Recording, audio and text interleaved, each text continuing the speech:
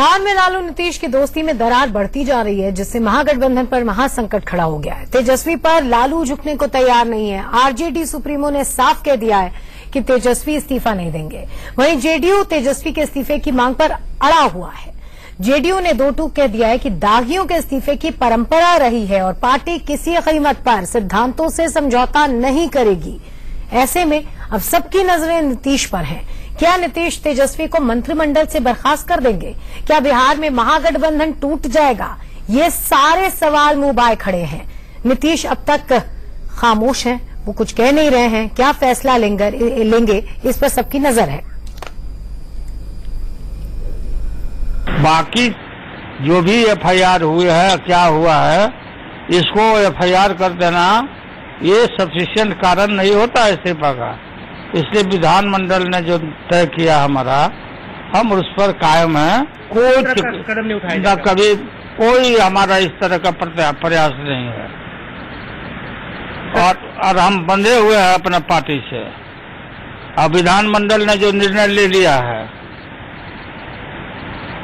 कि तेजस्वी यादव को इस्तीफे का सवाल ही नहीं है। हमको जो भी हम लोग के ऊपर या बच्चों पर जो आरोप लगा है, हम लोग इसकी सफाई हम लोग दे चुके हैं बहुत पहले प्रेस कॉन्फ्रेंस करके। प्रॉपर फॉर्म पर जब भी ईडी, सीबीआई या इनकम टैक्स हम लोग को बुलाएगा, जवाब वहां देंगे, हम लोग सफाई वहां देंगे। बाकी लालू यादव का चल अचल संपत्ति बच्चों का पब्लिक डोमेन में है, सब पब्लिक डोमेन में है, बिल्कुल कोई भी ऑनलाइन निकाल के दे सकता है। नीतीश कुमार जी के यहाँ भी है, बच्चों की संपत्ति या हम लोग का संपत्ति का माननीय मुख्यमंत्री सब मंत्री लोग का लेते हैं, ये सब है।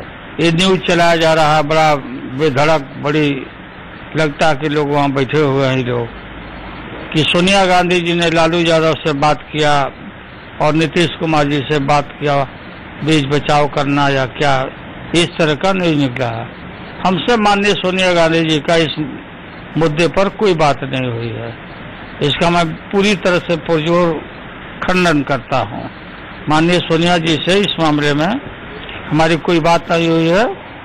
नीतीश जी से बात हुई होगी तो मैं नहीं जानता हूँ, लेकिन हमसे कोई बात नहीं है कि गठबंधन हमारा टूट है।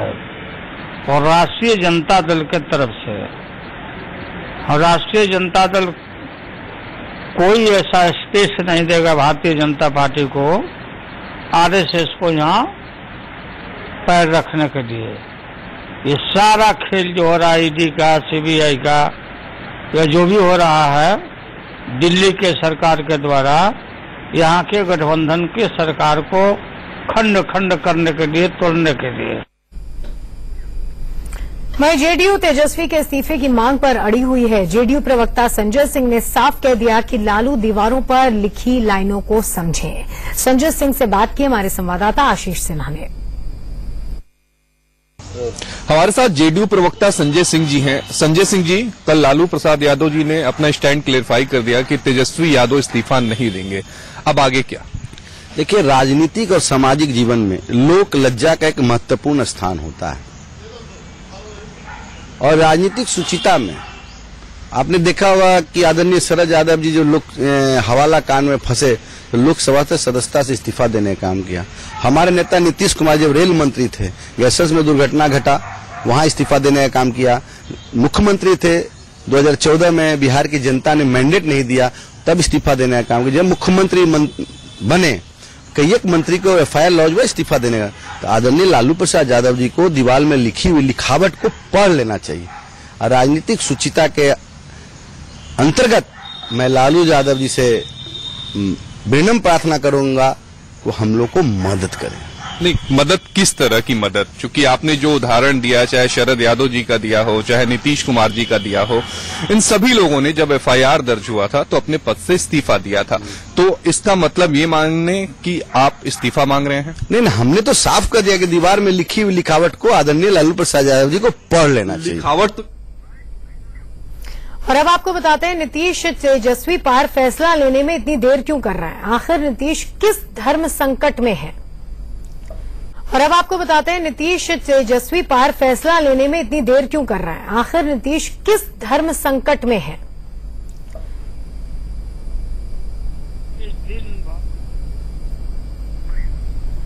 अगर नीतीश ने तेजस्वी को मंत्रिमंडल से बर्खास्त कर दिया तो लालू समर्थन वापस ले सकते हैं, जिससे नीतीश की सरकार गिर जाएगी।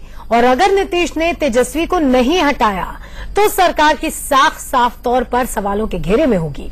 नीतीश की साफ सुथरी छवि को बड़ा झटका लगेगा।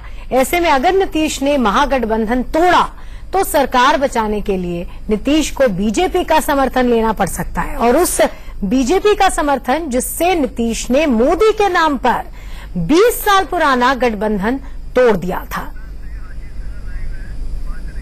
बात करते हैं इंडिया न्यूज संवाददाता आशीष सिन्हा पटना से मेरे साथ जुड़े हुए हैं। आशीष, बड़ा ही धर्म संकट वाकई है नीतीश कुमार के लिए, क्या कयास लगाए जा रहे हैं? क्या इस पूरे प्रकरण को लेकर मुखरता से वो सामने अपनी बात रखेंगे तो कब रखेंगे?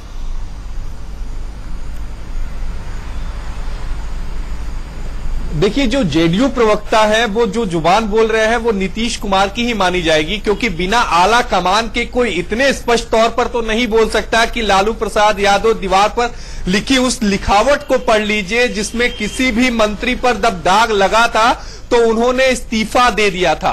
राजनीति में बातें या तो डंके की चोट पर कही जाती हैं या बातें इशारों में की जाती हैं।